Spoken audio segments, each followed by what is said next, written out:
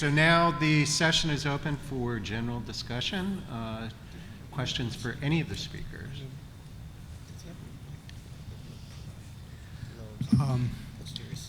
Excellent talks on how aging and lifestyle, exercise changes the extent of amyloid or AD biomarkers like amyloid deposition, tau, and even changes in glucose metabolism.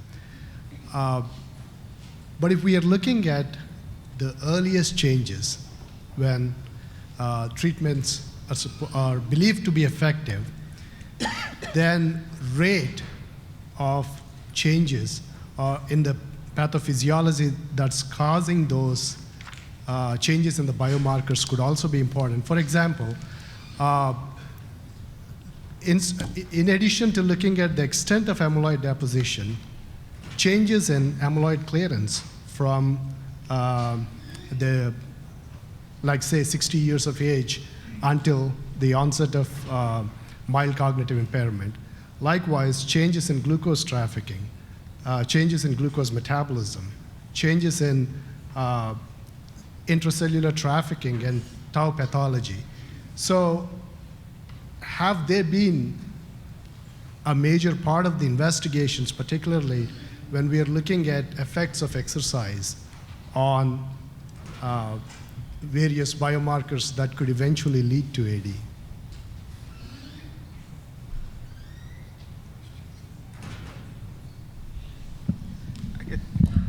I guess that would be a question for me, but I think I actually missed the last part of the question. Please, could you repeat that? In the sense, like just to rephrase it, it is being the cardiovascular risk or various parameters that's causing cardiovascular risk could also impact the AD pathophysiology. So in that perspective, we know how exercise could impact cardiovascular risk. Has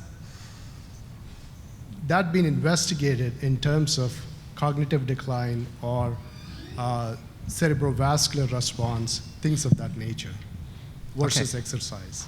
Right. So this is work that has been going on for a few decades now, and my group in Wisconsin, we've begun to also look exactly at how exercise or physical activity influences not only the biological markers for Alzheimer's, but also then risk for dementia. And there's, without a doubt, vascular profiles plays a large role in this process. We find that, with habitual engagement in exercise, that people have more better vascular tone, and that in turn then leads to an influence in these biological markers for Alzheimer's and even cognitive performance. But of course, as I mentioned in my talk, there is, the way to really drill down, at some of the more fundamental questions here is to collaborate, with basic scientists who can actually do more detailed analysis of animals to really see the true molecular mechanisms through which this occurs. Because even with our look at vascular factors, it's still happening at a macro level. Even though we use imaging, it's still mostly macro. We need more analysis that are more molecular and micro to truly understand how this operates. Hi, Eliezer Maslia from NIA. I was wondering, coming back to the theme of the summit on resilience and compensation, I was wondering if we could actually maybe talk a little bit or discuss if the mechanisms of resilience in normal aging are the same as the mechanisms of protection or resilience in Alzheimer's disease. I mean, seems to me for some of the data that was presented that there might be differences. I mean, there might be occasions where there might be similar mechanisms at play, but I think it might be a very different mechanism going on in the brain to protect against amyloid deposition, tau, etc., versus what is the protection during normal aging. I don't know if we can tease out these two factors or not. So I think we all have thoughts about this up here, but I have one perspective on it that's probably maybe a little different, and that is that I think when we think about Alzheimer's, when I think about Alzheimer's, and most people I think probably think about a pathological and molecular chain of events. And I think that in and of itself has resilience built into it. So, for example, we know that the amount of amyloid in the brain on our scans doesn't predict that well how much tau is in the brain. It does predict, but the variance around that regression is pretty substantial. And that's just one simple pair of molecules that we can measure. But if you think of the whole molecular cascade along this event, I think that the resilience is built into these cascades, and they're probably genetic and they're environmental. It's the same as everything else. So I think in that way, it certainly is different. It's different with regard to the molecules. I'm not so sure it's different conceptually, because I don't think we always think about resilience and reserve. And I mean, at this meeting, I think the molecular basis of that has been discussed, but I think in terms of cascades of events, it's not that clear what we're talking about. But I think in both cases they're similar, but the molecules are different. I thought it was really interesting in one of the initial figures that you show on the PET imaging, comparing the high amyloid load control that was not cognitively impaired versus the Alzheimer's. I mean, even though the amyloid looked the same, the level of brain, of course, this is an N of 1, I'm just looking at a picture, but really the level of brain atrophy was completely different. The control full of amyloid, actually the ventricles looked normal, and in your Alzheimer's case, the ventricles were incredibly dilated. To me, there have been, well, I was just going to mention there's a difference in asymptomatic Alzheimer's disease in that there's a relative absence of neurodegeneration. This is not my work, but, Brad Hyman, those papers and stuff, that there is you can have a lot of amyloid, you can have a lot of these pathology markers and yet not be killing circuits in neurons. So, that's obviously a key difference. Yeah, and Susan knows more about it. Yeah, I wanted to make a little bit of a different point that I think ties in again, and that is that even in Alzheimer's disease, the pattern of amyloid doesn't match the clinical presentation. No. And data from Bill and Gil Rabinovich, have shown really clearly that, in these atypical Alzheimer's variants, it's unrelated to the pattern of amyloid deposition, but is related to tau deposition. Yeah, if I could, one of the things, I think this is relevant, one of the things that always amazes me about the data you showed, Sue, and it gets larger and larger as you add cases, but the longitudinal PIB data is just eyeballing it. I don't know if this is statistically true, but it's always looked to me like the slope of the amyloid deposition is very similar. So once you start loading on amyloid, it continues at a relatively constant rate, and yet everything we've heard up here suggests that those individuals are probably showing differential trajectories of cognitive decline mediated by reserve and a variety of other factors. So it speaks to, I think, the point you were so actually that making. was a question I had for Bill, and that is that in our data, we don't really see much of a relationship with rate of amyloid accumulation, which is different than what you were showing, but I think we would see that if we included everybody. So we looked at the non-changers versus the changers. So I think it's pretty well established that the rate of amyloid accumulation seems to follow this inverted U depending on what your baseline is. So if you're relatively low, it sort of increases quickly and then it kind of slows down, and then when you get to high levels, it actually slows down even more. And so, I think what that tells you is that it's complicated, and that but I think there are a number of studies now that show that the rate of deposition is related to the rate of cognitive change. The ABLE study has shown that, for example, and. So I think, it's a little bit like the cognitive question we were talking about this morning. If you can look at the individual as his or her own control, I think it's actually more informative. It's the same in cognition as it is in these molecular measures. And it may be, as I said before, that our sample has fairly low levels, and so we're still at a kind of mean level where they're all pretty similar, and that will spread out over time.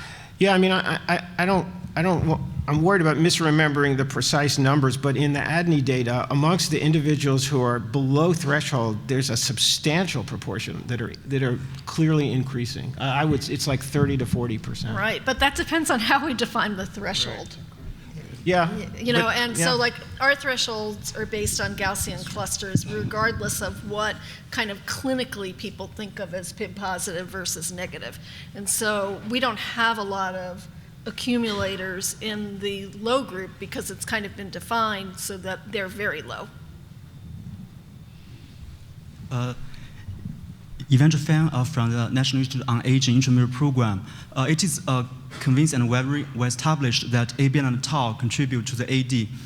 But if you look over the FDA-based statistics from 2004 to 2012, there are over 240 drugs have been doing clinical trial, and almost all of them failed. So it may suggest that there should be some other mechanism in the AD pathology we are missing. So one of the points we are working now is to looking for the contribution of mitochondrial dysfunction in the AD pathology. And if you look over the early stages as well as the AD human brain slides, you can see accumulation of dentate mitochondria. So in working closely with Professor Mark Madison and Wilhelm Ball, so we are working on a perspective that is if we use a way to maintain the mitochondrial maintenance through increase of mitophagy, that may be able to at least partially ameliorate AD phenotype. So I was wondering, do you guys have any comments between the crosstalk of tau A beta and mitochondrial dysfunction? Thank you.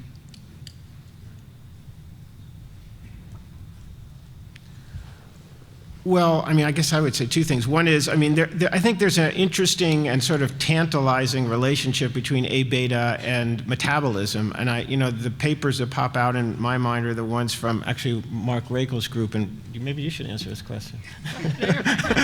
I'm sorry. So where are you going with that? That showed that tissue with higher aerobic glycolysis is more subject to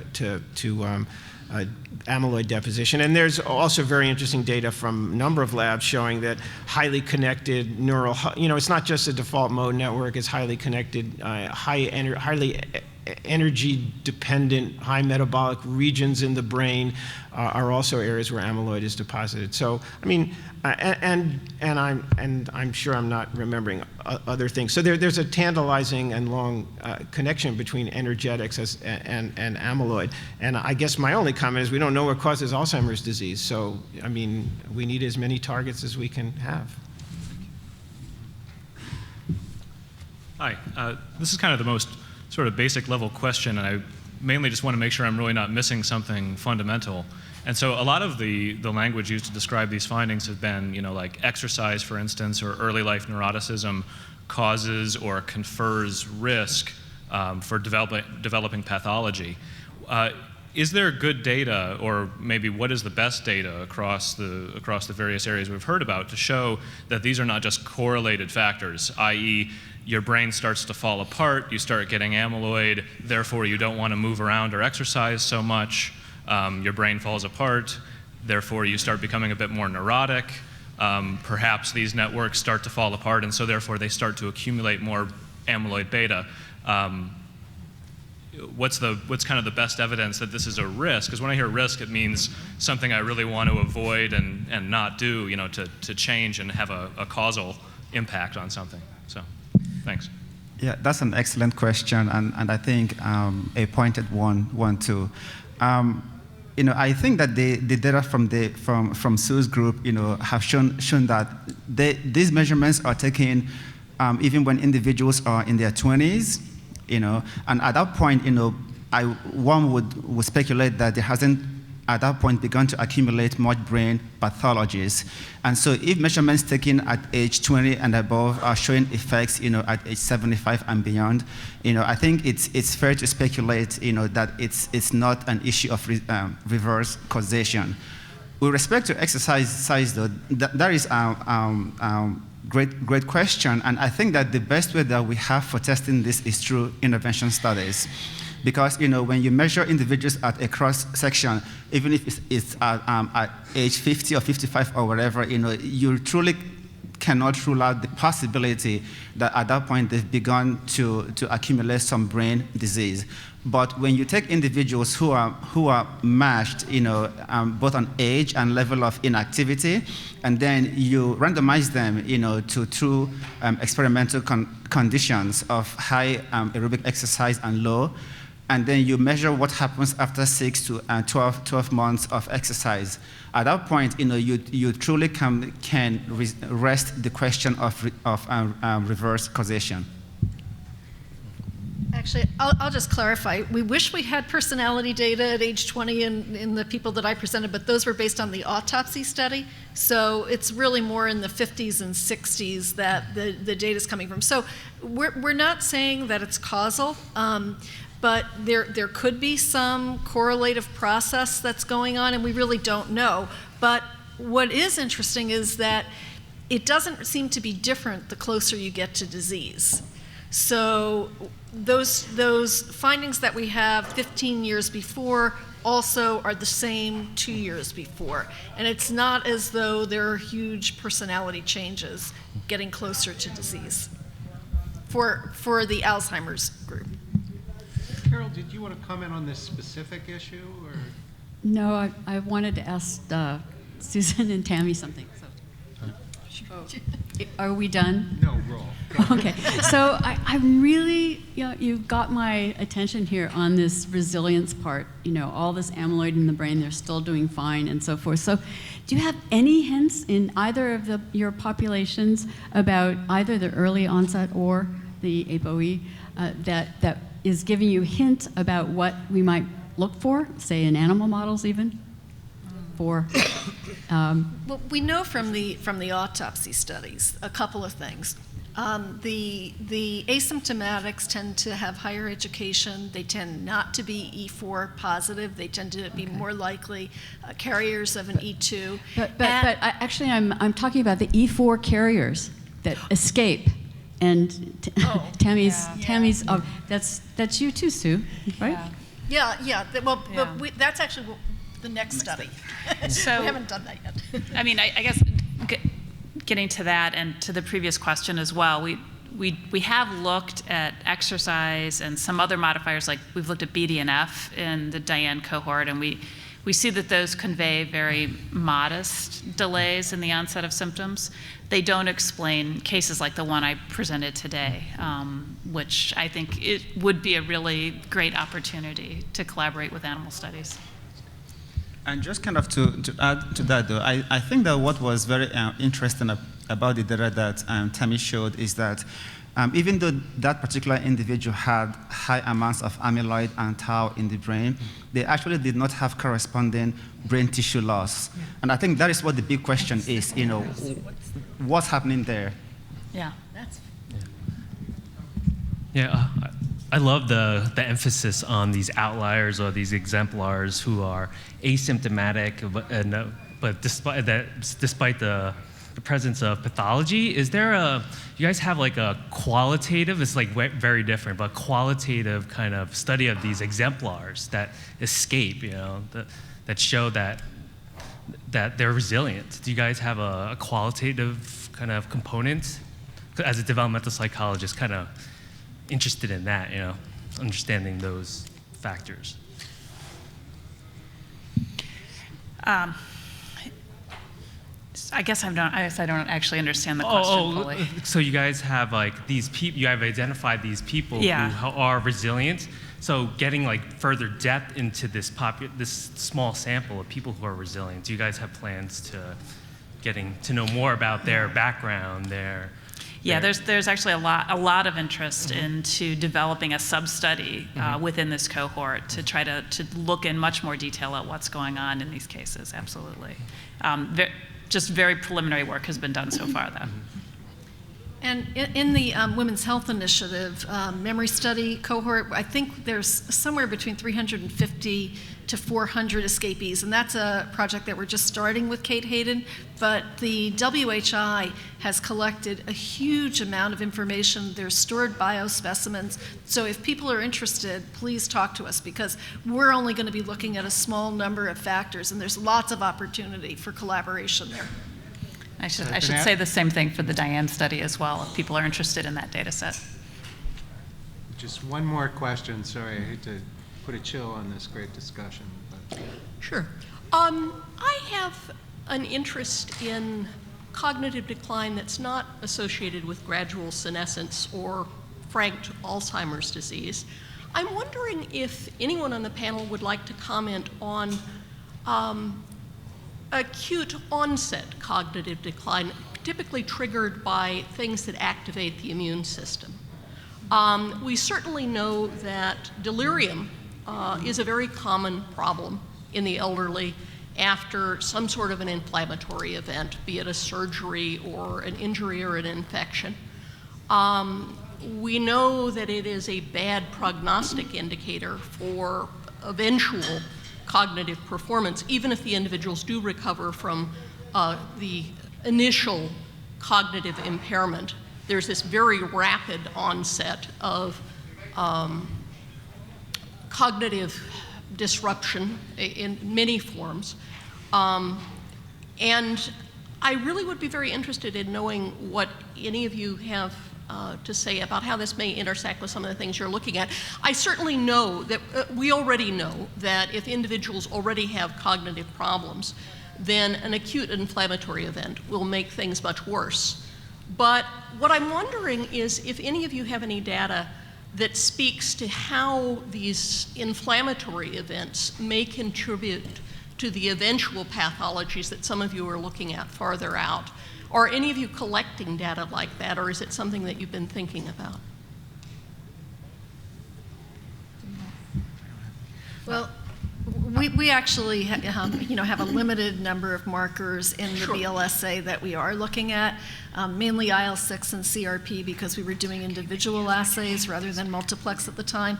But Dr. Ferrucci, who's our scientific director, has a study where they're actually doing extensive studies of inflammatory markers, and Madhav Dambasetti in the back actually has a project that will be looking at that as well, with many more extensive markers. So these are longitudinal studies? Yes. Yeah. Their longitudinal studies are going back to the stored specimens in longitudinal studies that have been done. Thanks very much, Susan. I want to take the opportunity to thank this panel, the session speakers. Great job.